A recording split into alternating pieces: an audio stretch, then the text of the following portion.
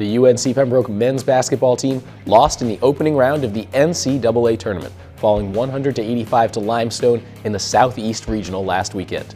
The Braves finished the season with a 24-8 record, the fourth most wins in program history. UNCP Wrestling concluded its season at the NCAA Championships, where senior Blaze Shade earned a runner-up finish in the 174-pound weight class. Shade finishes 5th all-time in UNCP history with 124 career victories. As a team, UNC Pembroke finished 25th in Division II, its 8th straight top 25 finish. UNCP softball took a pair of doubleheader losses at Augusta and Georgia College last weekend. The Braves are back in Pembroke for more Peach Belt Conference play today at 1 p.m. versus North Georgia. On the baseball diamond, the Black and Gold lost a weekend series at Augusta last weekend. The Braves play Georgia College today at 3 p.m. as part of a PBC series. And UNCP Track and Field competed at the Trojan Challenge at Mount Olive yesterday. For full results, visit uncpbraves.com. The Black and Gold Report starts now.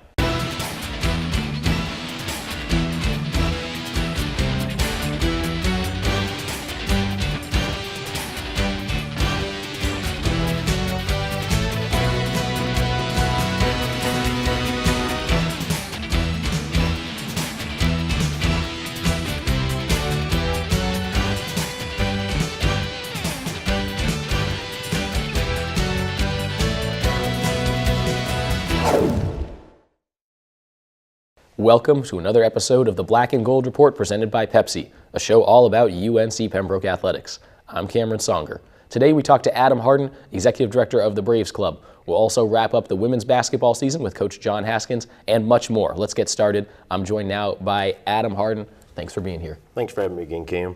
For those of our fans who might not be aware, what is the Braves Club? What do you guys do? Excellent question, sure. The Braves Club is really the official athletic booster club here at UNC Pembroke that supports our athletic programs. And primarily, across the board, we raise funds that support our student athletes.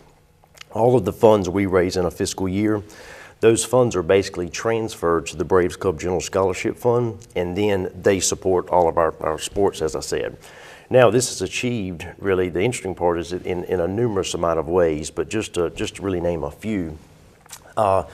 Really this past year, first and foremost, brand identity and brand awareness is really huge for the Braves Club, just getting the messaging out on what we're about, and we wanted to be visible.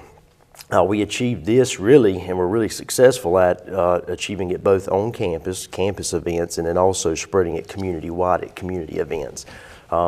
We have found that having collateral materials to be able to hand to people, take homes, flyers, it goes a long way. So we launched a new brochure this year that a lot of folks had a hand in design work, making sure the material's buttoned up right, and that's been really outstanding for us to be able to go out in the community and have something tangible.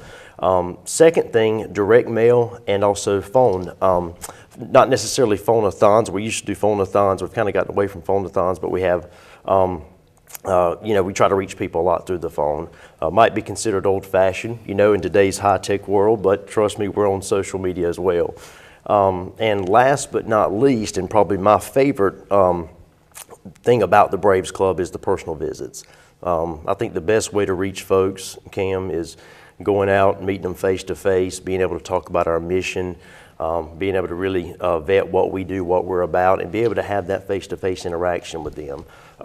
Is really important. But that kind of gives you a little run. There's other things too, but that gives you a nice little rundown of kind of what we're all about. We also have ticketing as well on our side too. So yeah, we have our plate full. As a UNCP alumnus and longtime Braves fan, can you sort of put in perspective what the recent success for the UNCP athletic department has meant? Oh, it's been huge. Really a great sense of pride, I would say. Obviously being a student here back in 2001, 2002, 2003, when I would say we were really trying to adjust to the Peach Belt Conference. We had our hiccups along the way, and trying to really achieve that competitive nature that we have now. Now to fast forward to 2016, 2017, and to see the kind of success we had through the fall just has been tremendous. And also heading into the spring now, I think our fans are really appreciate they see the hard work that's gone into it. They've seen the whole process to start from the Peach Belt to where you weren't really fielding that many competitive programs to now. You know, we're really competitive and you're winning championships, so you really see the value in that. How important is the Braves Club to that success? Oh, it's huge. I mean, we look at the Braves Club as really the vehicle that drives athletics, especially in today's time, Cam, when internal funding, we all know about state budget cuts and things like that. You know, we hear about them all the time. When internal funding gets cut, there's more and more need for external funding. So we really sincerely want all of our Braves Club members, when they come to our games, whether, you know, we're competing on the court, the mat, the field, the track, when they see our student athletes have success, we really want them to have a strong sense of pride. And I hope a big smile comes across their face because they've been instrumental in that as well. You have a pretty big event coming up, the 5th annual Cash Bash inside the English E. Jones Center. Tell us a little bit about that event and how people can go about getting tickets to it. Sure. Cash Bash is the largest event really at the university in every fiscal year. And I know we had our athletic director, Dick Christie, was on the show, I think, probably last week or so, and he kind of gave a quick plug for Cash Bash. Before we even get into particulars, I really want to thank Southeastern Health. The folks at Southeastern Health stepped up again this year in a big way for us. Joanne Anderson, Thomas Johnson, Ann McLean, they were great to work with throughout the sponsorship proposal process, so we're glad to have them back on board. Cash Bash itself this year, we're going to kind of mix it up a little bit. It's going to be an ACC Legends theme. I know Dick got to talk about it a little bit last time he was on the show.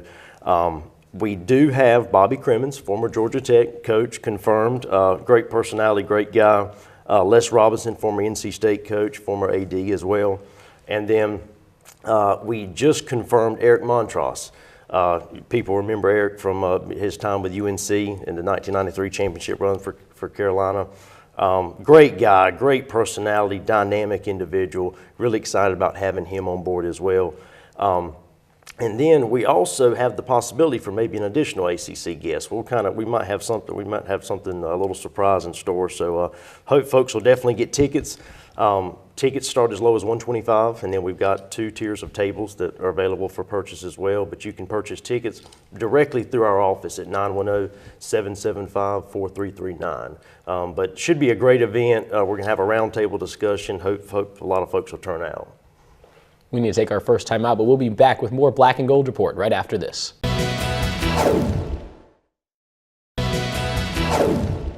Welcome back to the Black and Gold Report. I'm Cameron Songer, joined once again by Executive Director of the Braves Club, Adam Hardin. Thanks for being here. Thanks for having me, Cam. We're talking a little bit before the break about the Cash Bash. What goes into the planning process of a big event like that?